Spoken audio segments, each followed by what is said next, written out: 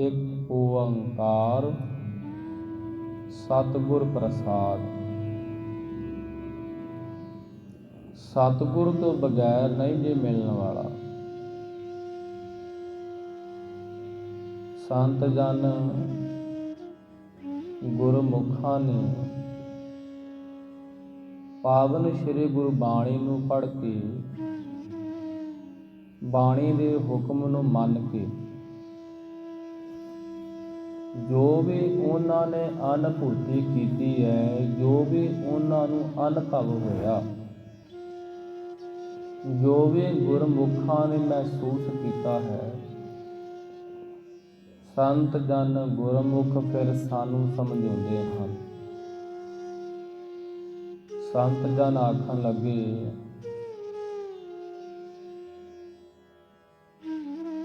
ਕਿ ਧਰਮ ਜਿਹੜਾ ਹੈ, ਧਰਮ ਦੇ 3 ਮੁੱਖ ਅੰਗ, 3 ਪਹਿਲੂ ਮੰਨੇ ਗਏ ਹਨ। ਧਰਮ ਕੀ ਹੈ? ਅਸੀਂ ਧਰਮੀ ਬਣਨਾ ਹੈ। ਧਰਮੀ ਬਣਨ ਤੋਂ ਪਹਿਲਾਂ ਸਾਨੂੰ ਇਹ ਪਤਾ ਹੋਣਾ ਚਾਹੀਦਾ ਹੈ ਕਿ ਧਰਮ ਹੈ ਕੀ। ਅਸੀਂ ਆਖਦੇ ਹਾਂ ਸਾਡਾ ਸਿੱਖ ਧਰਮ ਹੈ, ਕੋਈ ਆਖਦਾ ਹੈ ਸਾਡਾ ਹਿੰਦੂ ਧਰਮ ਹੈ, ਕੋਈ ਆਖਦਾ ਹੈ ਮੈਂ ਯੂਨਾਨੀ ਹਾਂ, ਕੋਈ ਆਖਦਾ ਹੈ ਮੈਂ ਬੋਧੀ, ਕੋਈ ਈਸਾਈ ਆਖਦਾ ਹੈ। ਜਿੰਨੇ ਵੀ ਧਰਮ ਹਨ ਅਤੀ ਸਤਿਕਾਰਯੋਗ,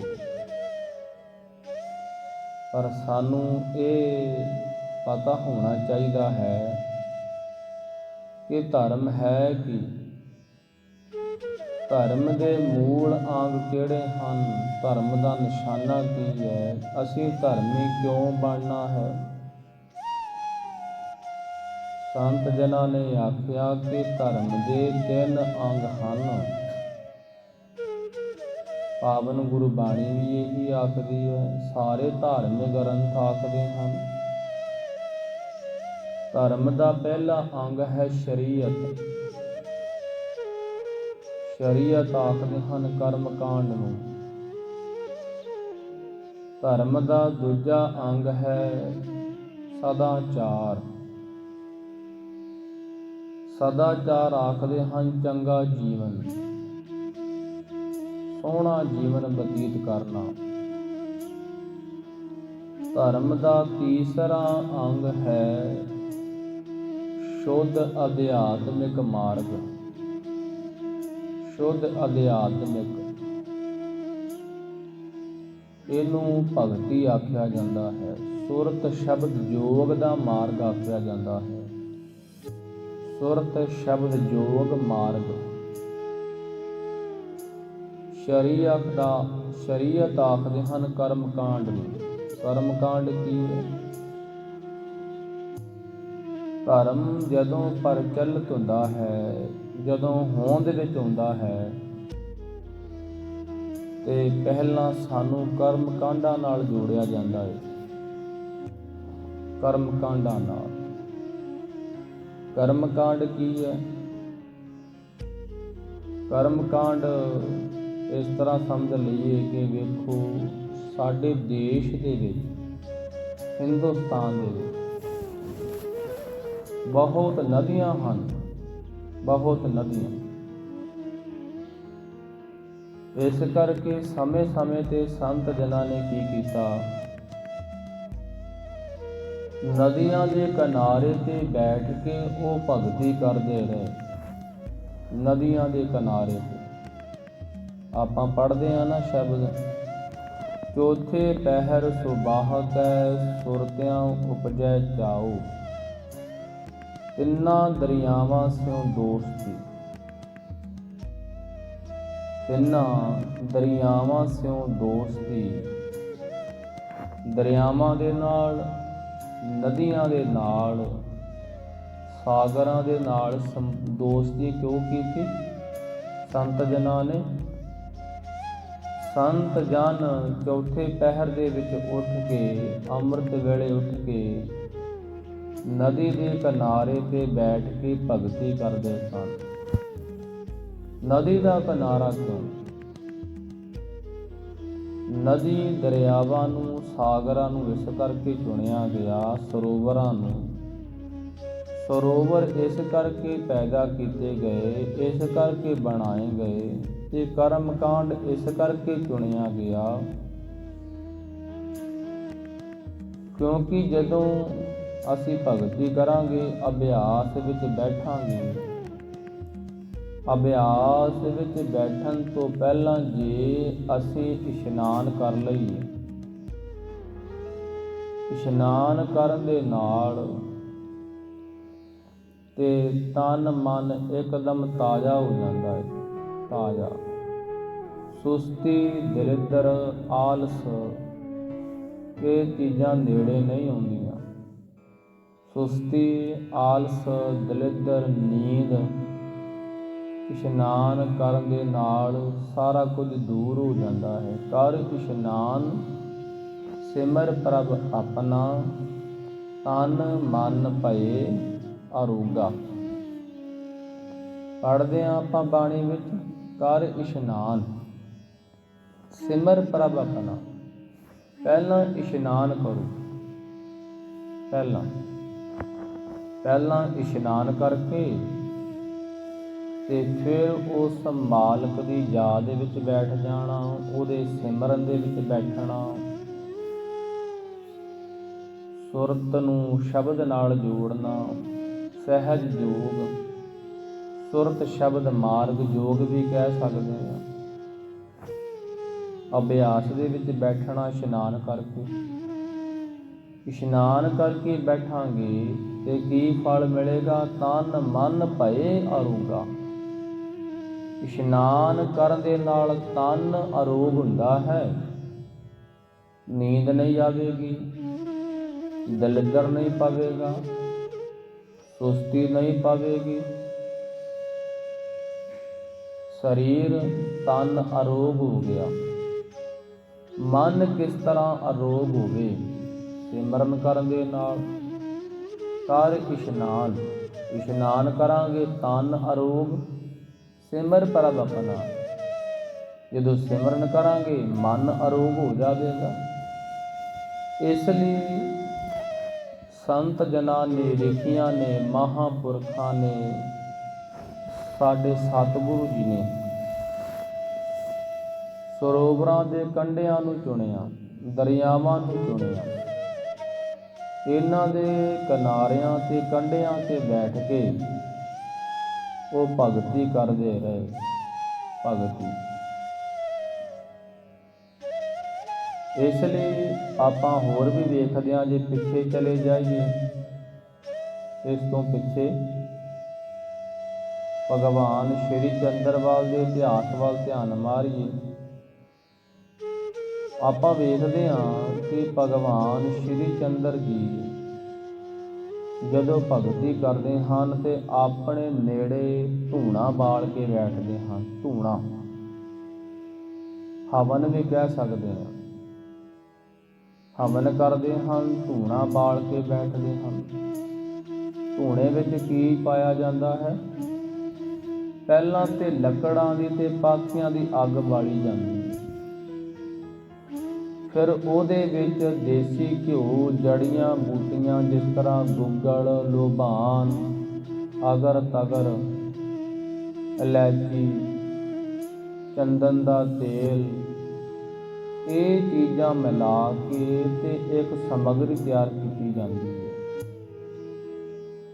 ਇਹ 30-40 ਤਰ੍ਹਾਂ ਦੀਆਂ ਸਮੱਗਰੀਆਂ ਹੁੰਦੀਆਂ ਹਨ, ਜੋ ਜੜੀਆਂ ਬੂਟੀਆਂ ਹੁੰਦੀਆਂ ਹਨ। 30-40 ਤਰ੍ਹਾਂ ਦੀਆਂ ਜੋ ਸਮੱਗਰੀ ਵਿੱਚ ਪਾਈਆਂ ਜਾਂਦੀਆਂ ਹਨ, ਹਵਨ ਵਾਸਤੇ ਤਿਆਰ ਕੀਤੀਆਂ ਜਾਂਦੀਆਂ ਹਨ। ਸੋ ਧੂਣਾ ਇਸ ਕਰਕੇ ਬਾਲਿਆ ਜਾਂਦਾ ਹੈ, ਜਦੋਂ ਕੋਈ ਅਭਿਆਸੀ ਸੰਤ ਜਨ ਅਭਿਆਸ ਵਿੱਚ ਬੈਠਦਾ ਹੈ, ਧੂਣਾ ਇਸ ਕਰਕੇ ਬਾਲਿਆ ਜਾਂਦਾ ਹੈ, ਉਹਦੇ ਵਿੱਚ ਸਮੱਗਰੀ ਪਾਈ ਜਾਂਦੀ ਹੈ। ਸਮੱਗਰੀ, ਇਸ ਸਮੱਗਰੀ ਨੂੰ ਪਾਉਣ ਦੇ ਨਾਲ ਜਿਹੜਾ ਸਾਡਾ ਵਾਤਾਵਰਨ ਹੈ ਨੇੜੇ ਤੇੜੇ ਦਾ, ਲਾਗੇ ਦਾ, ਇੱਕਦਮ ਸੁਗੰਧੀਦਾਰ, ਖੁਸ਼ਬੂਦਾਰ ਹੋ ਜਾਂਦਾ ਹੈ। ਵਾਤਾਵਰਨ ਇੱਕਦਮ ਸ਼ੁੱਧ ਹੋ ਜਾਂਦਾ ਹੈ, ਇੱਕਦਮ ਸ਼ੁੱਧ। ਇਸ ਕਰਕੇ ਸਮੇਂ ਸਮੇਂ 'ਤੇ ਸੰਤ ਜਨਾਂ ਨੇ ਧੂਣਾ ਲਾਇਆ ਤੇ ਉਹਦੇ ਵਿੱਚ ਸਮੱਗਰੀ ਪਾ ਕੇ ਦਿਖਾਉਂਦੇ ਰਹੇ ਕਿ ਵਾਤਾਵਰਨ ਇੱਕਦਮ ਪਵਿੱਤਰ ਤੇ ਸ਼ੁੱਧ ਹੋ ਜਾਵੇ। ਅਭਿਆਸ ਕਰਨ ਵੇਲੇ ਕੋਈ ਮਾੜੀ ਸੁਗੰਧੀ, ਮਾੜੀ ਵਾਸ਼ਨਾ ਸਾਨੂੰ ਨਾ ਆਵੇ ਤੇ ਭਗਤੀ ਵਿੱਚ ਕਿਸੇ ਪ੍ਰਕਾਰ ਦਾ ਕੋਈ ਵਿਘਨ ਨਾ ਪਵੇ, ਹੈ ਕਿ ਇਹ ਕਰਮ ਕਾਂਡ ਇਹਨਾਂ ਨੂੰ ਚੁਣਿਆ ਗਿਆ। ਕਾਹਦੇ ਵਾਸਤੇ? ਕਿਉਂਕਿ ਇਹਨਾਂ ਦੀ ਸਹਾਇਤਾ ਨਾਲ ਭਗਤੀ ਦੇ ਵਿੱਚ ਸਹਾਇਤਾ ਮਿਲਦੀ ਹੈ। ਜੇ ਦਰਿਆਵਾਂ ਦੇ ਵਿੱਚ, ਸਰੋਵਰਾਂ ਵਿੱਚ ਇਸ਼ਨਾਨ ਕਰਕੇ ਆਪਾਂ ਭਗਤੀ ਕਰਾਂਗੇ ਤੇ ਫਿਰ ਬਾਣੀ ਪੜ੍ਹਨ ਵਿੱਚ, ਨਾਮ ਜਪਣ ਵਿੱਚ ਸਾਨੂੰ ਸਹਾਇਤਾ ਮਿਲੇਗੀ। ਇਹ ਕਰਮ ਕਾਂਡ ਹੈ, ਇਹਨੂੰ ਸ਼ਰੀਅਤ ਆਖਿਆ ਜਾਂਦਾ ਹੈ। ਸ੍ਰੀ ਗੁਰੂ ਅਮਰਦਾਸ ਪਿਤਾ ਜੀ ਨੇ ਬੌਲੀ ਸਾਹਿਬ ਦਾ ਨਿਰਮਾਣ ਕੀਤਾ।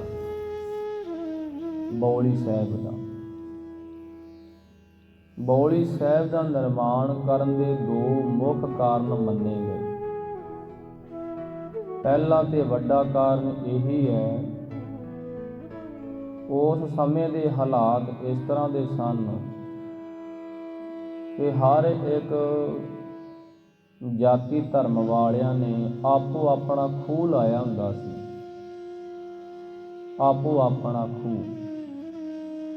ਵੱਡੇ ਲੋਕ, ਅਮੀਰ ਲੋਕ ਗਰੀਬਾਂ ਨੂੰ ਆਪਣੇ ਖੂਹ ਵਿੱਚੋਂ ਪਾਣੀ ਨਹੀਂ ਸੀ ਲੈਣ ਦਿੰਦੇ। ਜਾਤ ਪਾਤ, ਛੂਤ ਛਾਤ ਜ਼ਿਆਦਾ ਮੰਨੀ ਜਾਂਦੀ ਸੀ। ਇਸ ਕਰਕੇ ਧੰਨ ਸ੍ਰੀ ਗੁਰੂ ਅਮਰਦਾਸ ਪਿਤਾ ਜੀ ਨੇ ਇੱਕ ਐਸੇ ਖੂਹ ਦਾ ਨਿਰਮਾਣ ਕੀਤਾ ਜਿਹਦਾ ਨਾਮ ਬੌਲੀ ਰੱਖਿਆ ਗਿਆ। ਖੂਹ ਨਹੀਂ ਆਖਿਆ ਗਿਆ। ਖੂਹ ਤੇ ਸਾਡੇ ਹਨ ਜਿਨ੍ਹਾਂ ਨੂੰ ਅਸੀਂ ਵੰਡਿਆ ਪਿਆ ਹੈ, ਅਸੀਂ ਵੰਡਦੇ ਸੀ, ਪਰ ਗੁਰੂ ਸਾਹਿਬ ਨੇ ਇਹਨੂੰ ਬੌਲੀ ਸਾਹਿਬ ਦਾ ਨਿਰਮਾਣ ਦੇ ਦਿੱਤਾ ਕਿ ਇਹ ਸਾਹਿਬ ਦਾ ਖੂਹ ਹੈ। ਸਾਹਿਬ ਦਾ, ਉਸ ਪਰਮੇਸ਼ਰ ਦਾ ਖੂਹ ਹੈ। ਜਿਸ ਤਰ੍ਹਾਂ ਸੂਰਜ ਚੜ੍ਹ ਜਾਵੇਗਾ, ਹੁਣ ਥੋੜ੍ਹੇ ਸਮੇਂ ਤੱਕ ਸੂਰਜ ਕਦੇ ਆਖਦਾ ਹੈ ਕਿ ਮੈਂ ਬਾਹਮਣਾਂ ਨੂੰ ਧੁੱਪ ਦੇਣੀ ਹੈ ਤੇ ਸ਼ੂਦਰਾਂ ਨੂੰ ਧੁੱਪ ਨਹੀਂ ਦੇਣੀ? ਆਪਾਂ ਕਦੇ ਆਖ ਸਕਦੇ ਹਾਂ ਕਿ ਸੂਰਜ ਸਾਡਾ ਹੈ, ਉਹਨਾਂ ਦਾ ਨਹੀਂ? ਸੂਰਜ ਹਿੰਦੂਆਂ ਦਾ ਹੈ, ਸਿੱਖਾਂ ਦਾ ਨਹੀਂ ਹੈ। ਸਿੱਖਾਂ ਦਾ ਸੂਰਜ ਵੱਖਰਾ ਚੜ੍ਹਦਾ ਹੈ, ਹਿੰਦੂਆਂ ਦਾ ਵੱਖਰਾ ਚੜ੍ਹਦਾ ਹੈ। ਆਪਾਂ ਨਹੀਂ ਨਾ ਆਖ ਸਕਦੇ। ਸੂਰਜ ਇੱਕੋ ਹੀ ਹੈ, ਬਿਨਾਂ ਵਿਤਕਰੇ ਤੋਂ ਸਾਰਿਆਂ ਨੂੰ ਧੁੱਪ ਦਿੰਦਾ ਹੈ, ਸਿਆਲ ਵਿੱਚ ਨਿੱਘ ਦਿੰਦਾ ਹੈ ਸੂਰਜ। ਚੰਦਰਮਾ ਦਾ ਵੀ ਇਹੀ ਹਿਸਾਬ ਹੈ, ਬਿਨਾਂ ਵਿਤਕਰੇ ਤੋਂ ਸਾਰਿਆਂ ਨੂੰ ਆਪਣੀ ਠੰਡਕ ਦਿੰਦਾ ਹੈ। ਮੀਂਹ ਵੀ ਬਿਨਾਂ ਵਿਤਕਰੇ ਤੋਂ ਪੈਂਦਾ ਹੈ, ਮੀਂਹ ਬਰਸਾਤ।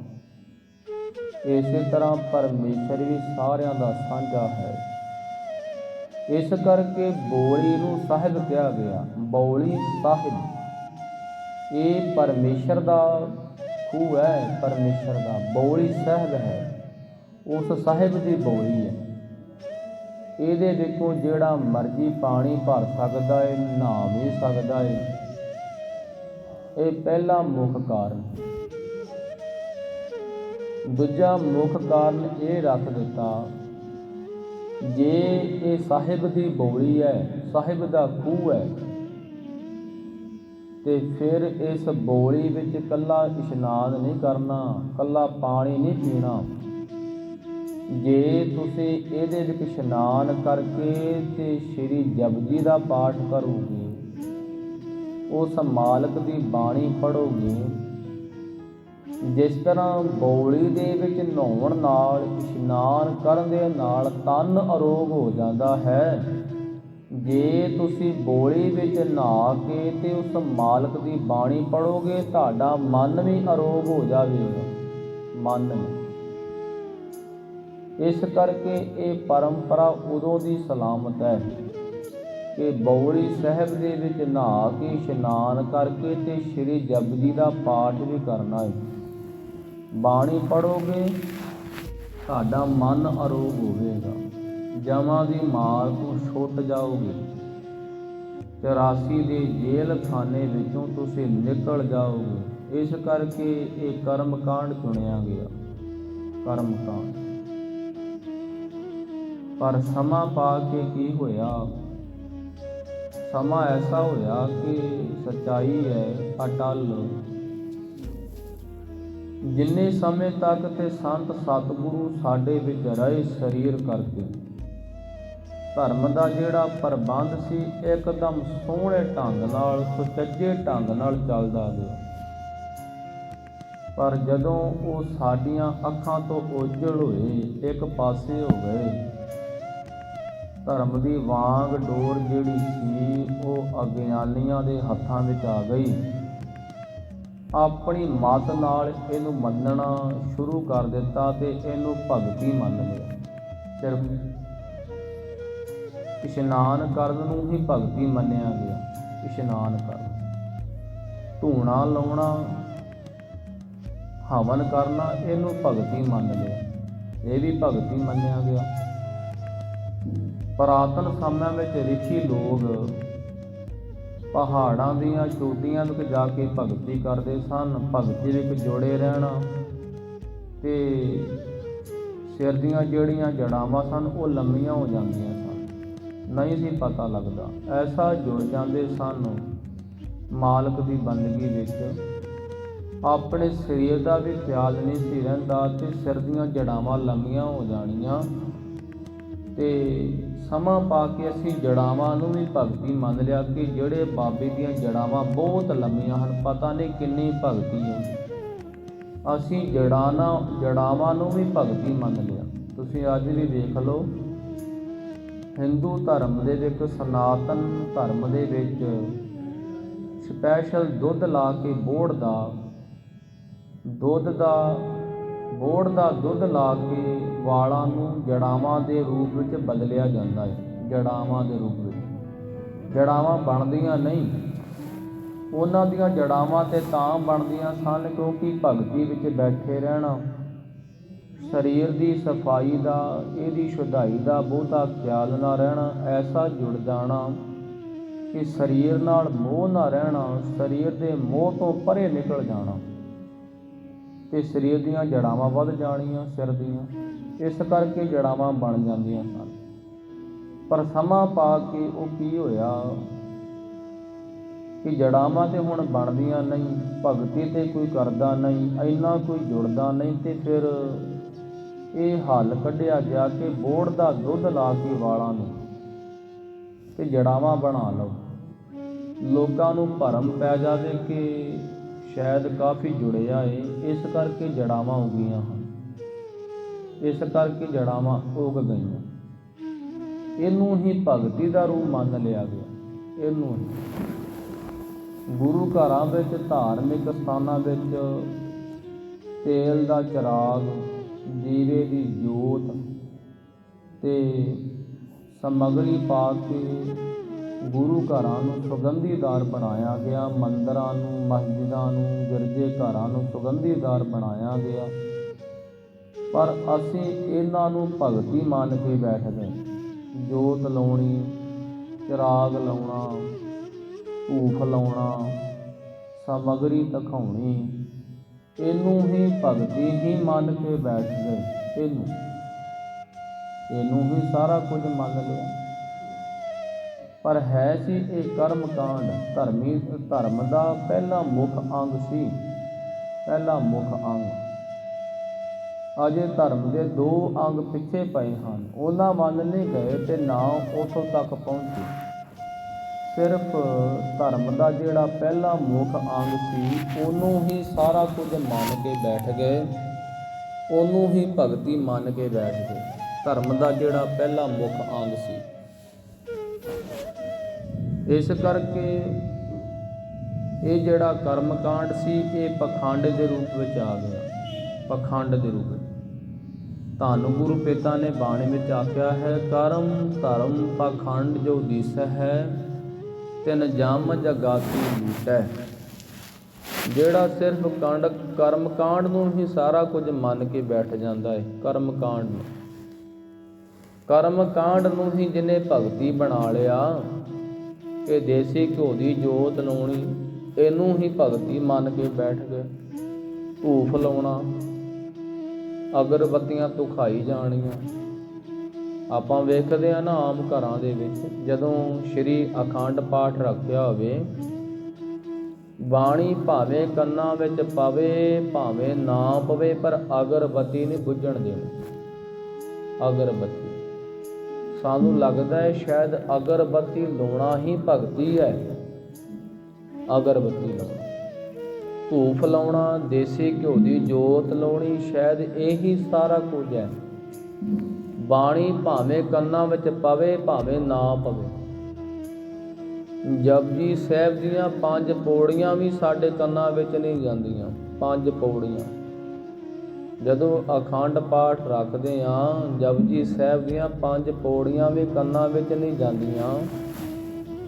ਅਸੀਂ ਉੱਠ ਕੇ ਤੁਰ ਪੈਂਦੇ ਹਾਂ, ਜਿਸ ਤੋਂ ਇਹ ਸਾਬਤ ਹੈ ਕਿ ਅਸੀਂ ਗੁਰੂ ਦੇ ਉਪਦੇਸ਼ ਨੂੰ ਇੱਕ ਪਾਸੇ ਕਰਕੇ ਧੂਫ ਅਗਰਬੱਤੀ ਲਾਉਣੀ, ਸਮੱਗਰੀ ਲਾਉਣੀ, ਇਸ਼ਨਾਨ ਕਰਨਾ, ਸਰੋਵਰਾਂ ਵਿੱਚ ਨਦੀਆਂ ਵਿੱਚ ਇਸ਼ਨਾਨ ਕਰਨਾ, ਜੜਾਵਾਂ ਰੱਖ ਲੈਣੀਆਂ, ਤੇ ਇਹਨੂੰ ਹੀ ਅਸੀਂ ਭਗਤੀ ਮੰਨ ਕੇ ਬੈਠ ਗਏ।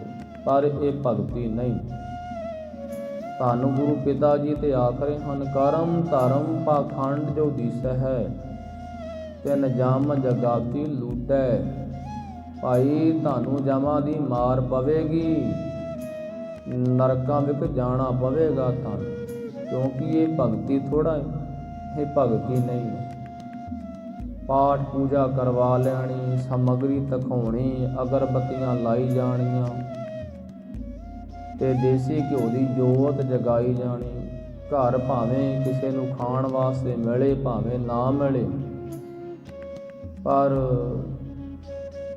ਜੋਤ ਲਾ ਕੇ ਅਸੀਂ ਉਸ ਮਾਲਕ ਦੀ ਖੁਸ਼ੀ ਲੈਣਾ ਚਾਹੁੰਦੇ ਹਾਂ, ਪਰ ਮਿਲੇਗੀ ਨਹੀਂ। ਗੁਰੂ ਸਾਹਿਬ ਦਾ ਬਚਨ ਹੈ, ਗੁਰੂ ਸਾਹਿਬ ਦਾ ਬਚਨ ਹੈ, ਤਿਨ ਜਮ ਜਗਾਤੀ ਲੂਟੈ। ਕਰਮ ਧਰਮ, ਧਰਮ ਦੇ ਨਾਮ ਉੱਪਰ ਜੋ ਕਰਮ ਕਾਂਡ ਕੀਤਾ ਜਾਂਦਾ ਏ, ਇਹ ਤੇ ਪਹਿਲਾ ਅੰਗ ਸੀ।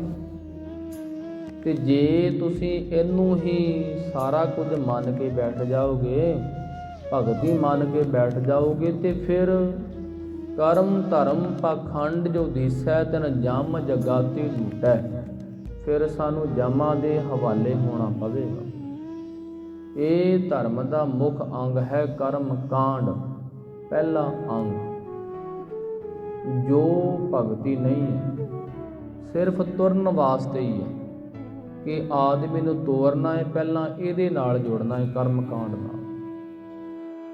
ਦੂਜਾ ਮੁੱਖ ਅੰਗ ਹੈ ਧਰਮ ਦਾ ਸਦਾਚਾਰ। ਸਦਾਚਾਰ ਇਹ ਹੈ, ਸਰਬ ਧਰਮ ਮਹਿ ਸ੍ਰੇਸ਼ਟ ਧਰਮ, ਹਰਿ ਕੋ ਨਾਮ ਜਪ ਨਿਰਮਲ ਕਰਮ। ਸਰਬ ਧਰਮ ਮਹਿ ਸ੍ਰੇਸ਼ਟ ਧਰਮ, ਹਰਿ ਕੋ ਨਾਮ ਜਪ ਨਿਰਮਲ ਕਰਮ।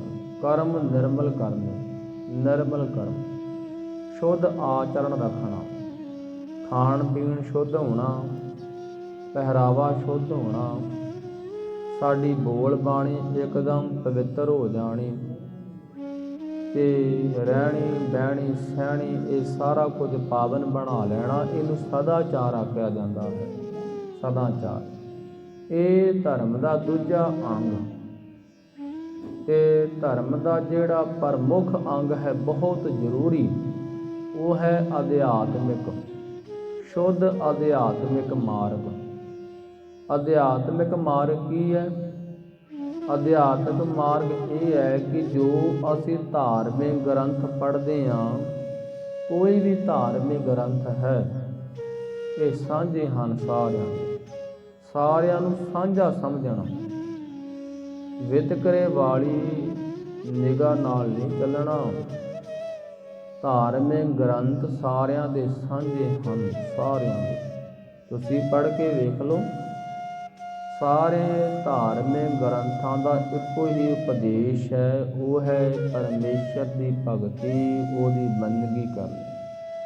ਕੋਈ ਵੀ ਧਾਰਮਿਕ ਗ੍ਰੰਥ ਪੜ੍ਹ ਲਓ, ਸਾਰੇ ਇਹੀ ਆਖਦੇ ਹਨ, ਸਾਰੇ ਸੰਸਾਰ ਦੀ ਉਤਪਤੀ ਸ਼ਬਦ ਤੋਂ ਹੋਈ ਹੈ, ਸ਼ਬਦ ਤੋਂ। ਈਸਾਈ ਆਖਣ ਲੱਗੇ ਕਿ ਲੋਗੋਸ ਤੋਂ ਸੰਸਾਰ ਦੀ ਉਤਪਤੀ ਹੋਈ, ਲੋਗੋਸ।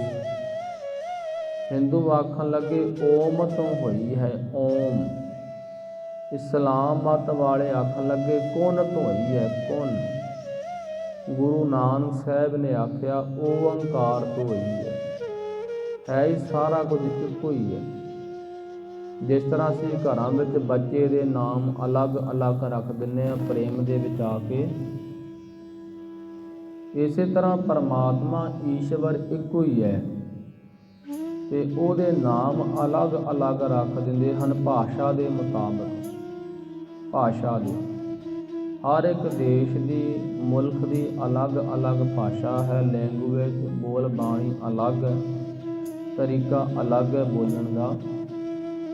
ਇਸ ਕਰਕੇ ਕਿਸੇ ਨੇ ਆਖ ਦਿੱਤਾ ਕਿ ਉਹ ਪਰਮਾਤਮਾ ਕੌਣ ਹੈ, ਸ਼ਬਦ ਕੌਣ ਹੈ, ਉਹਨਾਂ ਨੇ ਆਪਣੀ ਭਾਸ਼ਾ ਵਿੱਚ ਆਖਿਆ।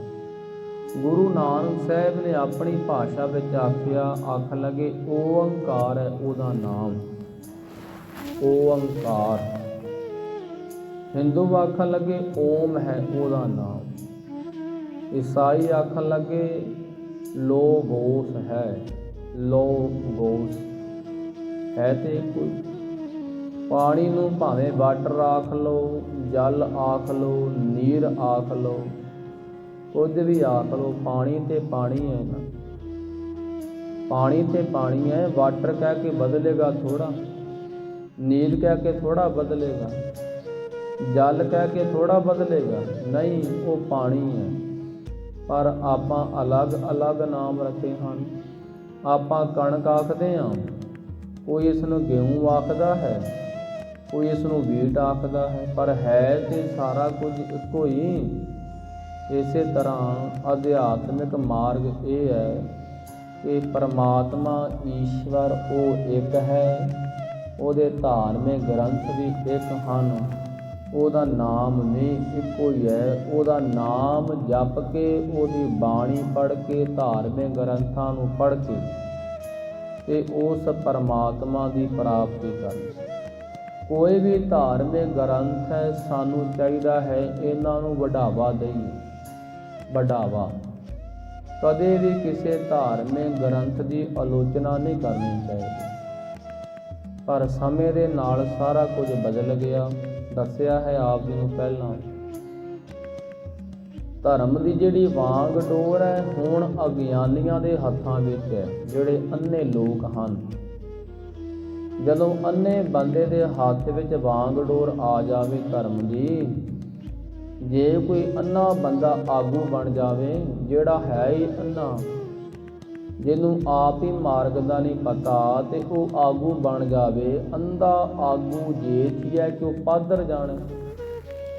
ਜੇ ਆਗੂ ਹੀ ਅੰਨਾ ਹੋਵੇਗਾ ਤੇ ਜਿਹੜਾ ਸਮਾਜ ਹੈ ਉਹਨਾਂ ਨੂੰ ਰਸਤਾ ਕੌਣ ਵਿਖਾਵੇਗਾ, ਕੌਣ ਵਿਖਾਵੇਗਾ ਰਸਤਾ ਉਹਨੂੰ। ਇਸ ਕਰਕੇ ਧਰਮ ਦੀ ਵਾਂਗ ਡੋਰ ਅੰਨਿਆਂ ਦੇ ਹੱਥ ਵਿੱਚ ਆ ਗਈ ਤੇ ਅੰਨਿਆਂ ਨੇ ਕਹਿਣਾ ਸ਼ੁਰੂ ਕਰ ਦਿੱਤਾ ਕਿ ਬਾਈਬਲ ਵੱਖਰੀ ਹੈ, ਗ੍ਰੰਥ ਵੱਖਰਾ ਹੈ, 4 ਵੇਦ ਵੱਖਰੇ ਹਨ, ਭਗਵਤ ਗੀਤਾ ਵੱਖਰੀ ਹੈ, ਕੁਰਾਨ ਸ਼ਰੀਫ ਵੱਖਰੀ ਹੈ। ਅੰਨੇ ਹਨ ਸਾਰੇ। ਤੇ ਸਾਨੂੰ ਚਾਹੀਦਾ ਹੈ ਕੋਈ ਸੁਜਾਖਾ। ਸੁਜਾਖਾ ਉਹ ਹੈ ਜਿਹੜਾ ਆਪ ਜੁੜਿਆ ਏ ਤੇ ਸਾਨੂੰ ਵੀ ਜੋੜ ਦੇਵੇ। ਇਸ ਲਈ ਇਹ ਧਰਮ ਦੇ 3 ਮੁੱਖ ਅੰਗ ਮੰਨੇ ਗਏ ਹਨ।